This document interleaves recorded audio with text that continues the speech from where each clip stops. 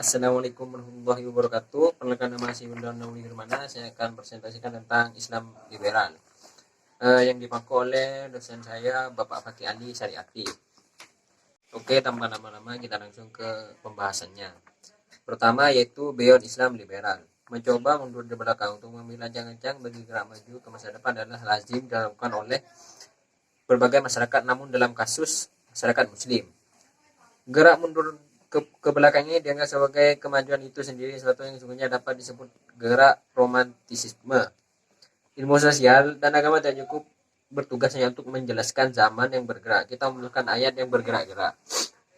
Gagalan Islam dalam konteks ber-Indonesia ternyata bukan hanya monopoli mazhab Islam liberal, melainkan seluruh mazhab dalam Islam politik, bahkan anasir ideologi dan rezim yang dimulai dari Old Nationalism, Nakasom Soekarno, Mirisme Kejawen, Keraton Soeharto, Islam modern, ICMI Habibie, dan Islam liberal, NU Wahid. Karena itu, persoalan kegagalan proyek Islamisasi dan terbentuknya cita-cita Indonesia yang ideal dalam bentuk apa saja kecuali dikaji. Sejarah Islam pada awal kerennya merupakan konsep sekaligus realisasi dari masyarakat pecinta idealitas hal ini, karena Islam adalah agama ide, minimal ide tentang masyarakat beradab dan masyarakat keturunan rasional. Islam dilahirkan sebagai agama rakyat. Lebih jauhnya, Islam di masa formatif adalah agama yang mendorong kemajuan dan pencapaian ilmu, pengetahuan, filsafat, dan kebebasan berpikir, serta menyiapkan diri pada gagasan-gagasan baru yang implementatif. Dua, gagasan-gagasan agama masa depan. A. Agama sivil. Di tengah masyarakat yang tersegmentasi dalam beberapa identitas, semenet soketik, proses integrasi transkultural dan transidentitas menjadi tantangan sekaligus masalah yang harus selalu diselesaikan.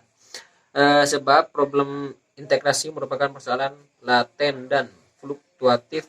Kemunculannya seringkali berepistemologi sama, tetapi berpandang yang berbeda, yaitu berayunan ideologi.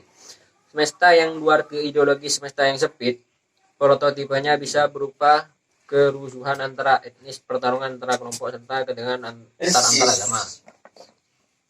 Agama dengan demikian menjadi salah satu dari jumlah objek yang bisa ditunjangi oleh siapa saja dalam rangka melaksanakan ideologi di atas. Lebih khusus agama-agama yang terorganisir, religion, baik ormas maupun order yang berbasis agama. Tiga, gagasan teknologi masa depan. Teknologi transdental positif. Teologi transdental bertujuan untuk menyumbangkan keberadaan makhluk tertinggi dari pengalaman umum, tanpa referensi lebih dekat ke dunia tempat pengalaman ini berasal dari. Dalam hal ini disebut kosmoteologi, yaitu berusaha untuk mengetahui keberadaan dan pengalaman seperti itu menjadi hanya melalui konsepsi tanpa bertuan pengalaman, dan kemudian disebut ototeologi.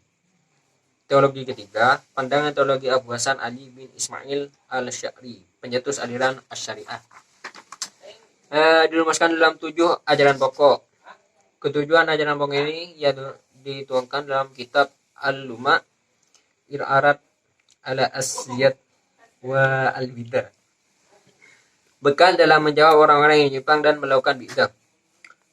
Dan Al-Bana Usnul An-Dinayah, uraian tentang dasar-dasar agama. Pertama, sifat Allah dalam. Kedua, kedudukan Al-Quran. Al-Quran adalah kalam Allah, firman Allah, dan bukan makhluk dalam arti diciptakan. Karena Al-Quran adalah perkataan Allah, pastilah Al-Quran bersifat qadim. Ketiga, melihat Allah SWT di akhirat. Allah akan dapat dilihat di akhirat dengan mata kepala karena Allah SWT mempunyai wujud. 4. Gagasan Islam liberal dan proyeksi di Indonesia. 4. Gagasan Islam liberal dan proyeksi di Indonesia. Al-Quran dan hadis adalah pedoman hidup umat Islam yang selalu relevan dalam setiap azam dan waktu. Hanya saja, referensi keduanya tidak cukup hanya dengan menjalani dan memahami secara didaktik. Diperlukan adanya gagasan liberal yang berani memberikan tafsir baru agama. Mengunsur semangat ihtijaj, religion etik, keperpihakan pada identitas tentang mengedepankan identitas kebenaran dalam segi berpikir dan bertindak guna mewujudkan relevansi Al-Quran dan hadis. Maka suatu hal yang baru bersifat dinamis, kritis, dan terbuka akan terus dibutuhkan dalam setiap zaman dan waktu. Tanpa adanya liberalisasi pemikiran mutakhir Islam akan mengalami kemajuan karena pemikiran yang beragam ini akan terus berkembang seiring dengan kemajuan ilmu pengetahuan dan teknologi masa kini. Liberalisasi pemikiran Islam akhirnya mampu mengantarkan manusia untuk bisa melihat dunia yang lebih manusiawi dan terbuka serta lebih luas. Al-Quran dan hadis diberikan untuk membuka luasnya dan sebebas-bebasnya daya pikir dan kreativitas manusia dalam memahami dunia dan agamanya. Sebagai pijak dan titik pangkal dari upaya pemahaman yang terwujud kerelevansian Quran dan hadis dalam satu setiap tempat dan waktu. Umat Islam tidak hanya bisa mengacu dan bersandar pada slogan Islam liberal tanpa menyelami apa sebenarnya yang dibutuhkan saat ini.